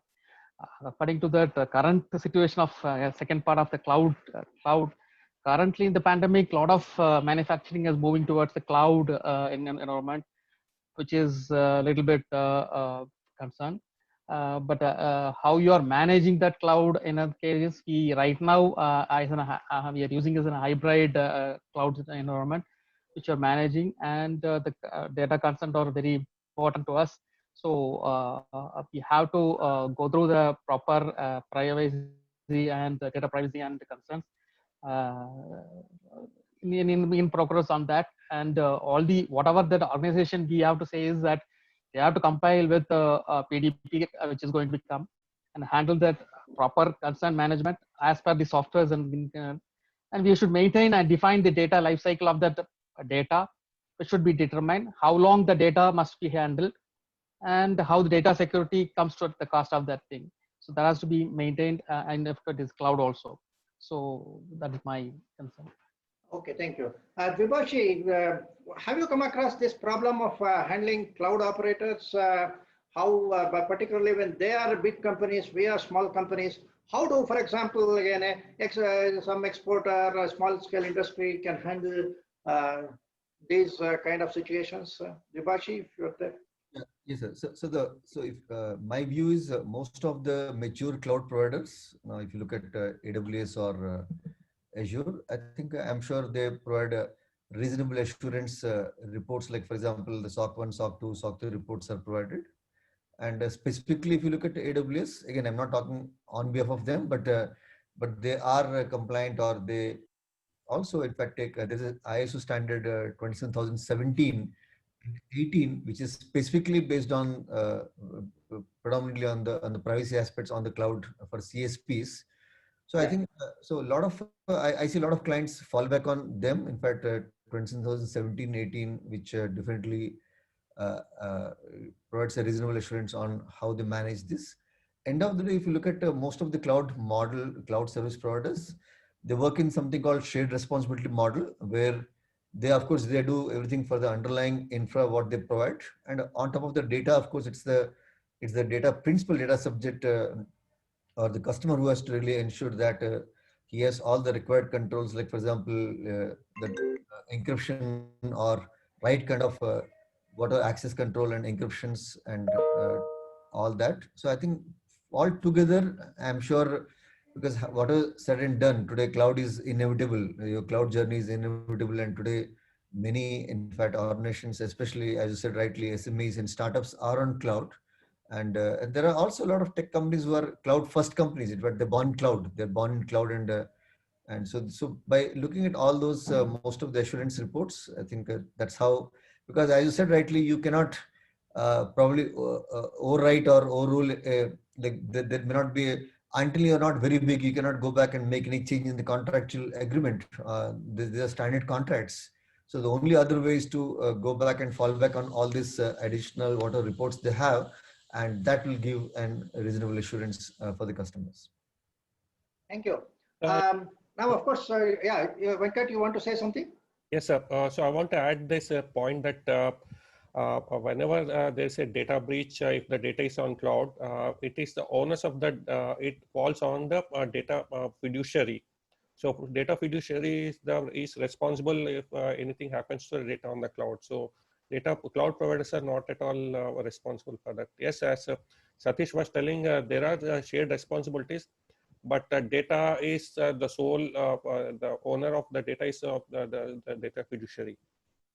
Okay, thank you. Just to add to both my panelists, both Satish and Venkat, cloud service model, I think it may also go through a serious change in the light of Scrum's to decision, where one of the only, we are still waiting the European Data Protection Board's detailed guidance in terms of data being processed on clouds, which are primarily targeted under the US ruling, is expectations that encryption as a key has become much more of a primal importance. So, and I think especially the way how these encryption should work and to whom the key should be retained, these are some of the factors that are going to really dictate the way how cloud is going to be operated and continue the model that we exist without any kind of challenges. But when we come back from the point that Venkat did say is the data, it is definitely a kind of a one-sided, and mostly the roles, the compliance account obligation rest with the data fiduciary, and entities like the small scale and medium scale, how they are going to manage the cost aspect of such cloud options and how they are going to enforce those kinds of necessary controls on the shared responsibility model will have a very critical impact. And it may also be on the cost. It may also have an impact from the way the data is going to be used in order to manage based on certain risk appetites, decisions that are going to be taken. So I just thought probably things are going to change in the cloud service, but however, it also has a potential impact on certain organizations, specifically from SME and MSME. Thank you, Rajesh. Rajesh, yeah, just Satish? to add a little bit on the Rajesh point, absolutely Rajesh nailed it. Yeah, there's a lot of changes and different would happen. I can see Amazon or I don't want to name the other few providers who also in the encryption point, they say that like we keep talking, bring your own device. They say bring your own key, like bring your own HSM, bring your own key. So there are provisions now made now, like probably you can also have this kind of like KMS as a service or even HSM as a service, bring your own key. So yeah, they're also in fact trying to tweak those services solutions to ensure that this privacy are basically taken care of. Thanks Rajesh for that. Thank you. Now, of course, there are a number of questions which we need to address. But from the point of view of some of the participants of this particular webinar, who may be, of course, looking at this data protection legislation as something new, I would like to spend some time on the answering the questions from the audience, because as Mr. Surya was also mentioning, that if we have any suggestions on personal data protection, will even at this stage, he would like to get some kind of a feedback. So maybe when the participants express from whatever they've understood with our discussion, my brief presentation, and then what we have discussed, if the participants, particularly these SMEs and MSMEs, have any concerns and about the act which will be coming or something like that, if they pose their questions, one, we will be able to perhaps ask these experts to give their viewpoints. Second, we may be able to even put it across to the JPC if at all any changes are required. So with that idea in mind, I would like to spend some time on receiving the questions from the audience. Of course, we have another 15 minutes, but we have no problem even if it extends some more, because ultimately our objective is to give confidence to the industry people that this law is there, it is good, it has got some potential. We may not know something about it, we may be afraid, but still there's something we can handle. So I would like Mr. Nagendra to actually, Nagendra is our director, and then of course Samyogita will perhaps take this to the question and answer session, and we will go through some questions and answers. Samyogita? Yes, sir. There are a few questions here in the chat box. I see. There is a question from Mr. Chetananand asking, should we explicitly include the requirements to comply with PDP in supplier contract going forward? Yeah, Mr. Shanai, can you like to answer that? Yeah, so we need to have this, there is something called standard contractual clause, and also the PDPP has, PDPB has this option of mentioning all the regulations explicitly in complying all these contractual obligations. So this is this particular thing you can consider as one of the option that enforcing the contractual obligations to the suppliers. Yeah, so it's very clear that a data fiduciary, by the very name, is the trustee of the data principal for his principal, for the personal data protection. And if for the reason of processing, if I have to hand over that personal data to a subcontractor, then it is my responsibility to ensure that subcontractor actually protects the data as if I would, whatever I would have done. So that has to be put into the terms of the contract. And if the contract is deficient, then it will be my responsibility as a data fiduciary in not apprising my sub-processor of what were his responsibilities under the Personal Data Protection Act, as well as the current Information Technology Act. Please don't forget that the Personal Data Protection Act, government may specify a date in the next 6 months or 1 year to become effective. It does not mean that this act is not applicable as of today, because Information Technology Act has all the provisions which are there in this act, except of course the regulatory system, okay, under section 43A. And this act is supposed to be a replacement of section 43A.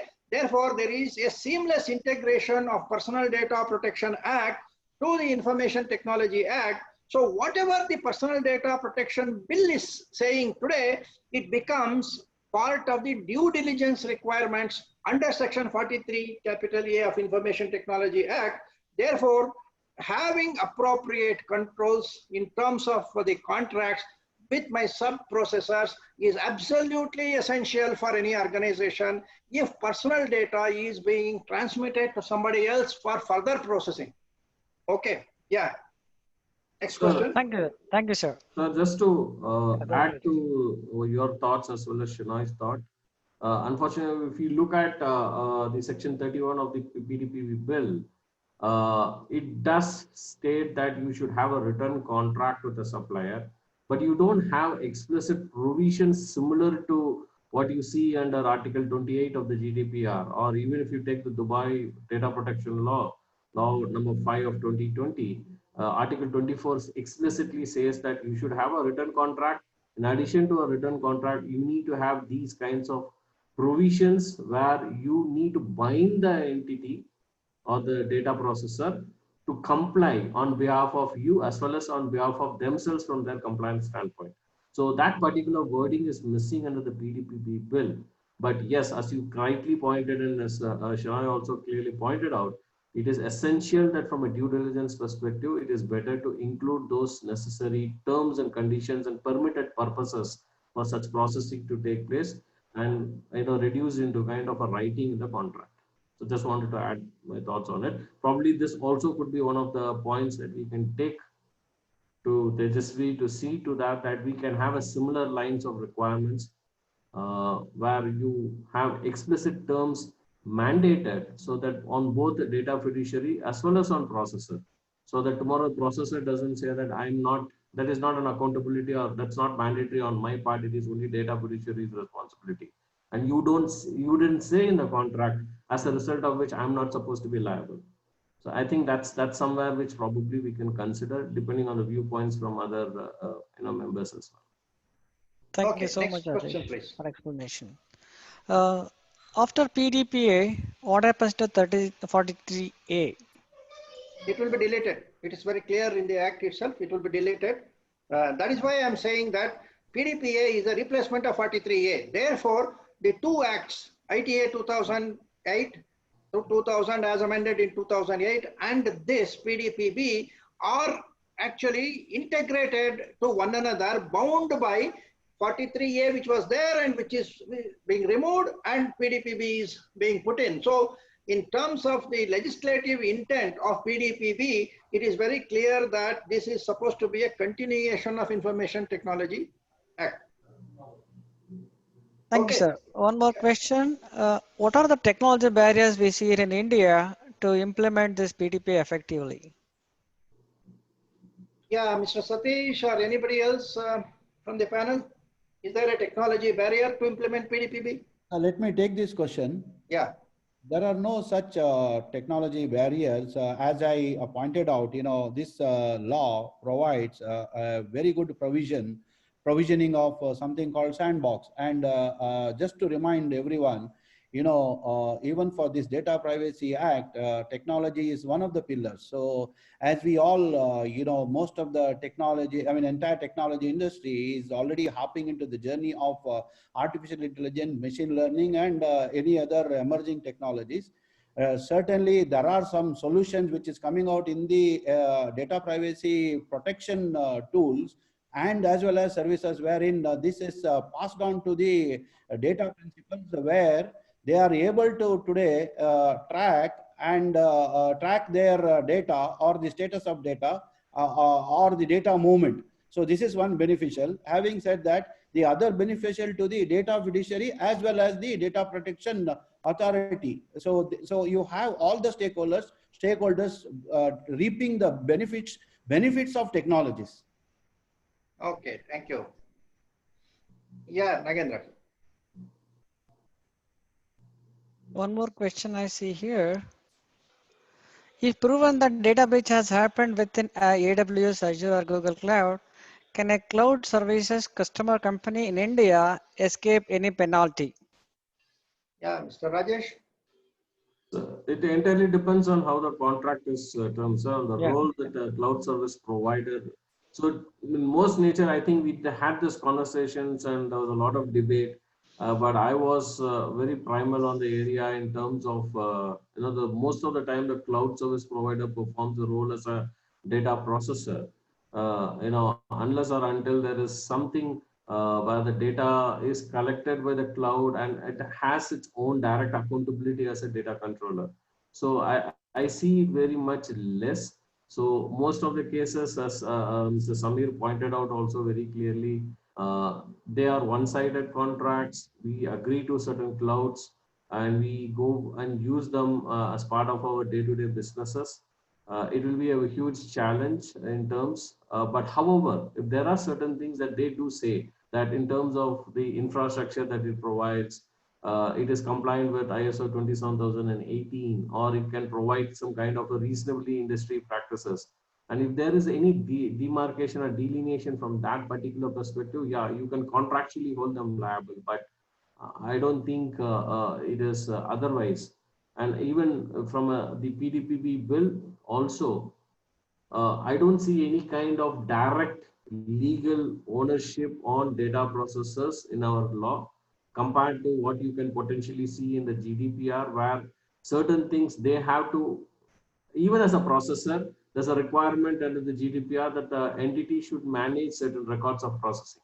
But I don't see that probably coming from a PDPP bill standpoint. And this is also one of the drawbacks from the current legislation draft. I want to answer, add. Please go ahead. Yeah, so as I was talking earlier, if there is any data breach, then the data fiduciary will be responsible for the data, and data fiduciary should make due diligence and due care to pseudonymize the data.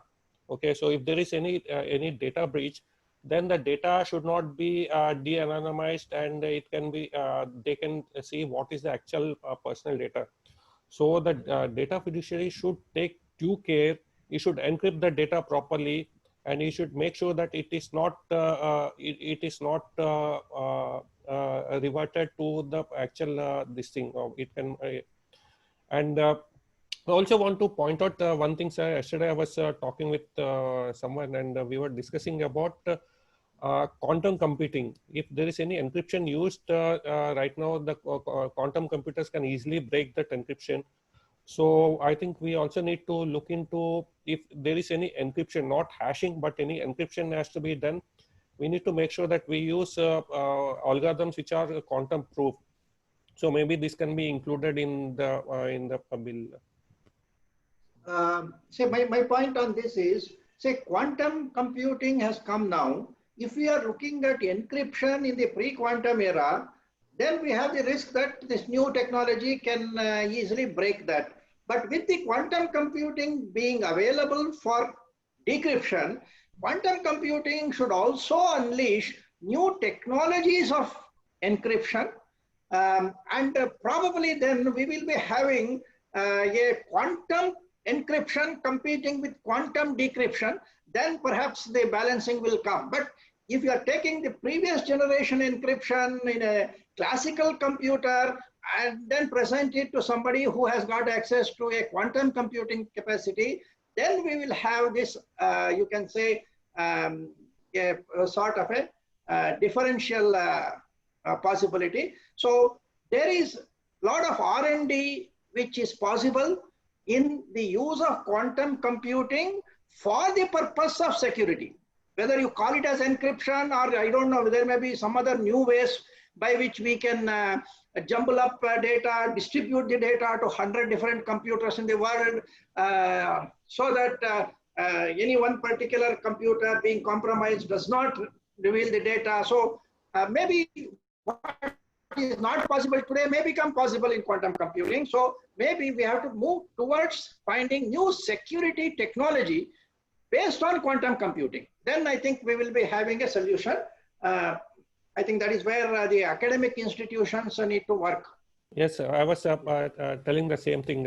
We need to make sure that we are looking forward in future and adopt algorithms which are quantum proof. Yeah. Yeah. Yeah. Good. All right, so thank you so much. One more point I have here is, what are the requirements for data adequacy for a country like India in light of PDPP coming into enactment? Any of the panelists? So from my experience, what I can potentially see from both of the safe harbor and the privacy shield getting invalidated, and also from the key requirements that the European Commission actually looks at entities which are seeking adequacy status. I see the most important thing is data protection rights. How a data subject can have a medium where any kind of violation, the transparency, anything that gets violated from a principle standpoint, how he can exercise a right, and how other countries or the local law is expecting such kind of adequacy to be given to those concerned data. I think that's the key for any kind of adequacy market. So I think that's where Privacy Shield, even though in the Privacy Shield era, there was an arbitral tribunal, there was a procedure that was kept in, but however, it still failed to comply with certain requirements in terms of meeting that. And that's where the whole failure has happened. So I specifically think data protection rights of the data subjects, where their freedom, their harms, and all these things are given a most of a cultural value. I think that's where will be the key parameter for a country to be decided and given an adequacy status. I don't think technical and other parameters will come as first criteria, because they can be the secondary natures, because depending on each organization's, depending on the type of data, depending on organization's risk appetite, those things vary. But the one constant thing under the privacy law would be data subject rights, and I think that's going to be the significant form for any adequacy decisions that India can achieve. And whether are we ready for that? I think we are way back. It's a too long way, and probably one day in the future we may definitely be, reaching that target. Right. My view on this is, to the extent that European Union expects the data receiving countries, data importing countries, to part with their data sovereignty rights, as they have tried to suggest in the US Privacy Shield issue, India would not perhaps yield to that. But what PDPB has done is, if an Indian company has to receive the data from an outside, and it has to be processed here, and if that contains only data of the EU citizens, we have this section 37, which provides that the Indian company can apply to the Data Protection Authority for exemption under data protection law. Okay. Of course, it is not 100% acceptable perhaps to the EU at this point of time, but to the extent that the data protection law provides the various exemptions to the government or some people to access the data, and through this operation of section 37, the Indian company seeks notification for exemption from PDPA. I think the international companies, including the EU, perhaps should look at the way India has handled. So except in very exceptional circumstances where an Indian law enforcement agency tries to enforce non-PDPA law, that is the only risk which EU has to be worried about in terms of adequacy. Other than that, if adequacy is not there, then we have to live with it. It is, see, worldwide only 7, 8 countries are having adequacy, so rest of the people are managing with it. So let us also manage with that and have our own Asia Pacific data processing countries under the Indian leadership. I have called this as a data union. We want India to create a data union. Okay, like EU union, we will create a data union. We will have a mutual respect of laws, and then say within this group, which may be Philippines, Singapore, Malaysia, and other things, we will have easy flow of data. GDPR, EU, 17% global say market share, let it be there. We will work with another 83% of the market share. Okay. You're validly correct, sir. Normally, we also have the APEC cross-border rules, which also consist of FTC as one of the party. You have all those transatlantic regions as well as the Asian regions who are part of that.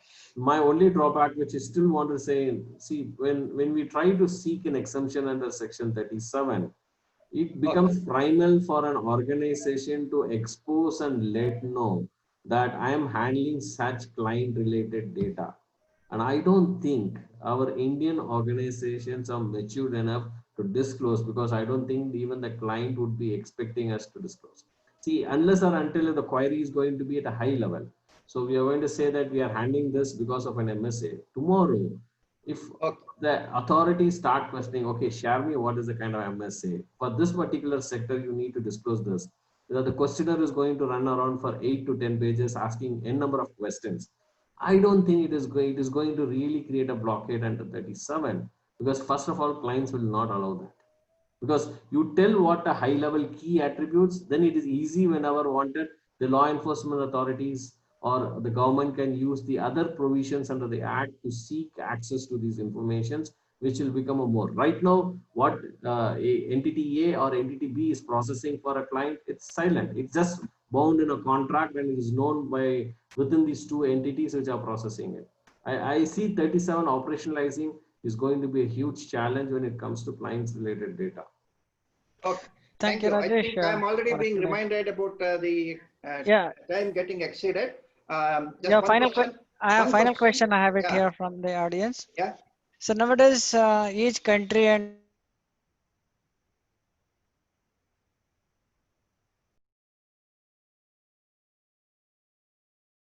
a lot of challenges in handling that. What is your recommendations? No, I didn't get the question. Nowadays, can you hear me? Yeah, yes. Yeah. Okay. So nowadays, each country and state are coming out with their own laws for privacy protection and all that. Different challenges we have been handling under this, but what are your best suggestions to handle this different laws? Okay, so I will answer that question because we have designed the Personal Data Protection Standard of India exclusively as a platform for multiple data compliance. So we will try to look at multiple data protection laws and to what data within my organization it applies and try to build a system. That is the only way we can do. Otherwise, there are 130 countries with the data protection laws. If I am calling internet as a global village and collecting data from everywhere else, all the 130 countries will be imposing their restrictions. So we have to work on that. That is where this section 37 of PDPB appears to be a good provision where if I have got, say, let us say a lot of business with XYZ country, I can tell the Data Protection Authority, I want a notification that I'm having a ODC kind of a setup for processing this particular country's data. Please give me exemption from the local protection, local law. And that's one way by which we can get over this particular issue. Okay. All right. Thank you so much for all your explanation and Thank you. And last one I want to add is that we have got a bill. Now we will be coming up with a Data Protection Authority. Then Data Protection Authority will come up with notifications and regulations. So some of the questions which are today appearing as doubts will get sorted out when the regulations come. For example, this data breach, whatever the period is required and data retention period, how many months I have to keep, etc. These will be answered. Please wait for the notifications and other things to come. Beyond this, if anybody has got any suggestions which we would like to communicate to the JPC, any of the audience, you can always send an email to FDPPI. We will try to see whether we can forward it even at this late stage. But if you have got anything specific, you please send it to FDPPI. Okay, Samyogita? All right. Thank you so much. Yeah. Over to you, Sanagita. Thank you. Thank you, Navi, and all eminent panelists for participation and your valuable contribution in making us aware on the upcoming Personal Data Protection Bill. Now we would request Mr. M.K. Anand, Sea Change Consulting, and Chairman, MSME Subcommittee, Andhra Chamber of Commerce, to give vote of thanks. Over to you, Anand.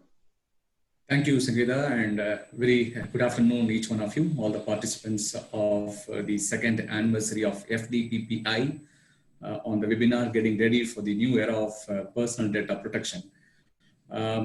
Respected Chairman of FDPPI, Mr. Navi, and Honorable Member of the Parliament, Mr. Tejasvi Surya, for his august presence here to celebrate this second anniversary with this webinar as well. Hearty wishes from the entire team of FDPPI, the core committee members, and all the members of FDPPI across the country for his august presence. And he has addressed very deeply profound statements. I've made a note of a couple of things which are very, very appealing to all of us. One, it shows the deep knowledge which a member of the parliament has. He talked about the strategy framework for the country. He talked about the legislative procedures. He talked about the data governance in length. though it is brief, but actually it is in length in terms of every word which is uttered. And he talked about data in public domain, which are very, very vital. He mentioned few inputs as well. Finally, he ended with a very good note stating that end of this webinar, he asked us to submit the deliberations, whatever has been discussed with the participants and the eminent speakers in the panel. So definitely we will be presenting the insights through our chairman to the member of the parliament to take it forward. With that, I would like to now share my hearty thanks to the panel members, starting with our moderator, Mr. Navi, and Mr. Venkat Satish Udula of Rediff, Mr. Rajesh Vishwanathan of Infosys, Mr. Vijayendra Shanai of IT consultant, Mr. Srikanth from TBS, Mr. Satish Kumar Yubashi from Wimbo. I have made a note of a couple of quick inputs what they have deliberated. They have deliberated.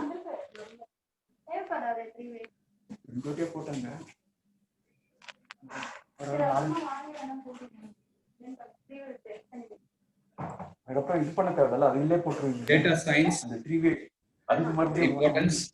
He talked very, very length about the rights, like rights to be forgotten, and the entire series of rights. We all heard right to speech, right to expression, but he talked about rights to data protection in a very, very lengthy manner. And Mr. Srikanth, of course, from automobile, he talked about the IoTs, which are predominantly placed in the automotive sector. Mr. Venkat Satish from Rediff has talked about the big data, which is yet to be explored in the country, in the industry, which he talked very widely, and the way forward with respect to data protection. And Mr. Satish, yes, he has used beautiful, always we can remember those words like, there are companies who are born cloud. I represent MSMEs. So I really relate with these words, born cloud organizations. And he also said, you don't have to bring your device, bring your key, which is very, very essential. Going forward, the technology is going to transform through this artificial intelligence and machine learning and IoTs. He also talked about risk-based authentication, which are going very, very vital. And Mr. Vijayendra Shanai, of course, he talked about a buzzword which is going to emerge, which is a collaborative model, integration of various organizations and sandbox and things like that. Mr. Navi, as usual, we all know Mr. Navi meditates on cyber law and data protection and things like that for several years now. He's always a, always a trendsetter in this industry for last 20 years or so. I personally been interacting with him for more than 2 decades. He talked about personal data, the bill and protection bill and industrial verticals, which is mentioned from quoting several industries in this webinar, which is very, very profound. And FDPPI is offering quite a lot of opportunities for the professionals who can get certified. The more and more we take this information, disseminate this information across the society is what Mr. Navi always wanted to do it. And he also talked about the public interest on data protection because he talked about the linguistic issues. So, and finally he ended saying that the data union, which can be probably emerge out of the progress. So with that, very vital and lengthy deliberations had with all the eminent speakers and FDPPI members. I once again thank hearty thanks to all the members who have attended this program, all the entrepreneurs, all the information security officers from various organizations who have participated, taking time out. And last but not the least, I would like to share my hearty thanks to Sayonida, who's the the master of ceremony, and then Vasantika, who introduced the chief guest, Mr. Anand Bhatnam, Mr. Nakendra, and the social media digital team, which have been working for more than a week or so, Mr. Prem and Mr. Sridhar, and so many other people in this organization who have supported this event to have a wonderful grand gala. I hope you all enjoyed. I hope all of you have taken a lot of insights from this deliberation. I hope FDPPI would be circulating certain information about the further proceedings. With that, I would like to finally end by quoting the supporter of these this particular webinar, which is one is Kasia, Small Scale Industries of Karnataka, and BSPN. The secretary of BSPN has actually attended this webinar. Thank you very much, sir. And on my organization behalf, Sea Change, thank you one and all for your wonderful time. And finally, I request and make an appeal to all the members to spread this domain FDPPI.in so that you can go and register yourself as a member if you want. You can also spread this URL to all your near and dear one in the professional circle.